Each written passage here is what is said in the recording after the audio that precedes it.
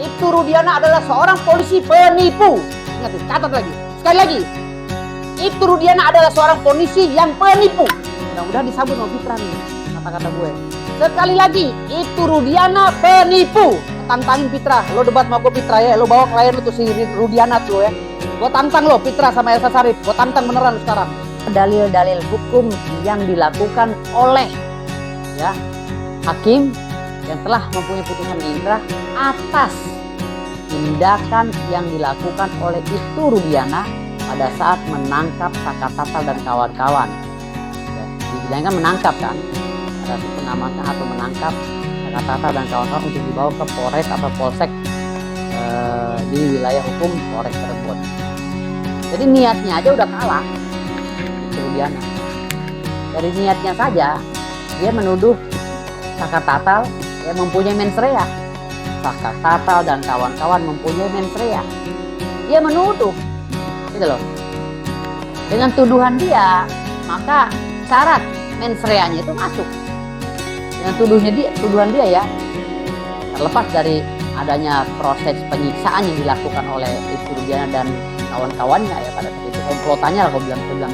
Kalau kawan-kawannya terlalu sopan, komplotannya Ibtu Rudiana ya, bajingan-bajingan misalnya melakukan penyiksaan kepada pihak Saka Tatal dan kawan-kawan. Kalau saya bilang Ibtu Rudiana bajingan kalau dia melakukan ini.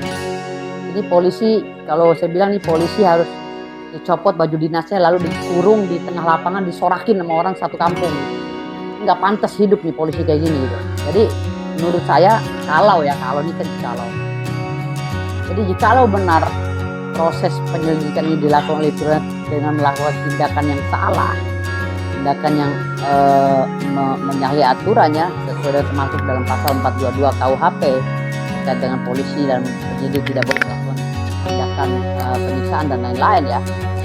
Ini kan semuanya ini kita buktikan nanti. Cuman kalau ini benar, betapa biadabnya seorang Ibtu Rudiana ya, betapa tidak gentlenya seorang Ibtu Rudiana yang menyatakan dengan terang-terangan di media sosial menantang sumpah pocong.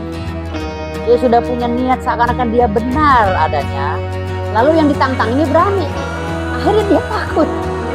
Artinya kalau saya hakimnya nggak perlu sidang lagi, dia langsung keluarkan. Kalau saya hakimnya ya, karena hakimnya semuanya ya perlu proses hukum. Jadi ya kita manut-manut aja lah di Indonesia. Kan bilang tadi di Indonesia ini capek kalau ngomong hukum. Capek. Ibtu Rudiana berani mengatakan sumpah pocong, dia udah ada niatnya. Seakan-akan dia benar. Ternyata dia bohong. Atas niatnya loh, bukan atas hukum. Atas niatnya dia telah membohongi publik dengan niatnya. Gitu loh. Jadi niatnya aja udah bohong. Bagaimana dia mau mewujudkan rasa keadilan? Ini udah penipu semua. Ibtu Rudiana ini penipu gitu loh. Paham nggak?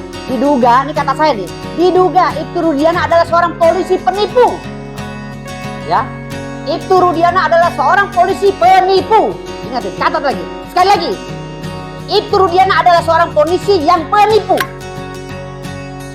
Penipu dalam segi apa? Penipu dong, dia udah nantangin orang untuk semua pocong, tahu-tahu dia nggak datang, dia kan penipu. Ya, mudah-mudahan sih gue ketemu Fitra nih, enak debatnya sama Fitra sama Elsa Sharif. Ketemu dalam arti kata dalam debat, dia kan gue bilang penipu nih, itu dia bantah dong sebagai pengacaranya. Minimal gini, saya tidak terima sama Pak Firdaus, itu dia dikatakan penipu, lapor gue ke polisi gitu loh. Mudah-mudahan IPA jadi enak gitu bantah-bantahannya. Mudah-mudahan disambut sama Fitra nih kata-kata gue. Sekali lagi, Ibtu Rudiana penipu, diduga penipu. Bicara penipu, ya. Tapi kan pada akhirnya Ibtu Rudiana kemarin diproses di Propam Mabes Polri. Kapan? Sudah diproses Pak. Kapan? Sudah dipanggil. Bukan masalah sumpah pocongnya ini. Ya, sudah balik dikit. Oh, beda lagi ya. Beda dikit, karena abang kan tadi bilang untuk ketemu Kak Fitra. Ya. Yang pengacara dia. Dan pada akhirnya Ibtu Rudiana. Fitra, lu gua tantangin Fitra. Lu debat sama gua Fitra ya. Lu bawa klien lu tuh si Rudiana tuh ya. Gue tantang lo Fitra sama Elsa Sharif. Gue tantang beneran sekarang. Lo jangan membacot aja, urusan sama gue. Ya. Oke. Bicara ke situ Bang. Akhirnya Ibtu Rudiana kan manggil Propam ya kali. Ibtu Rudiana menghilang Bang sampai lawyernya sedikit untuk menghubunginya tidak bisa. Gimana Bang melihat ulang? Ya kan gue udah bilang, oh ini orang otaknya udah penipu gitu. Ibtu Rudiana mendasar otaknya otak penipu gitu kan, gitu ya. Diduga penipu. Jadi otak penipu gimana sih otak penipu? Pura-pura nangis, pura-pura sedih, pura-pura ini ya kan, pura-pura nantang gitu. Orang yang ditantang berani dia kabur, kan penipu namanya. Iya kan gue udah bilang niatnya itu Rudiana untuk menjebloskan Saka Tatal sudah ada, kata-kata kawan-kawan. Lalu niatnya Saka Tatal ya dituduh berbuat jahat juga sudah termaktub di dalam amar putusan kan gitu. Lalu setelah Saka Tatal keluar, dia membantah amar putusan karena niat dia tidak seperti itu, tidak ada niat jahat menurut dia. Lalu ditantanglah sumpah pocong oleh Rudiana. Nah, niatnya untuk membuktikan niatnya yang tidak bersalah, ya, niatnya Ibtu Rudiana untuk menantang sumpah pocong ditanggapi oleh Saka Tatal dengan melakukan prosesi. Tetapi niat penipu ini ya, yang diduga penipu sisi Ibtu Rudiana dibantah oleh dirinya sendiri. Artinya dia benar-benar penipu ini yang bikin kacau hukum negara nih. Gitu loh. Jadi penipu ini harus dipecat dari kepolisian.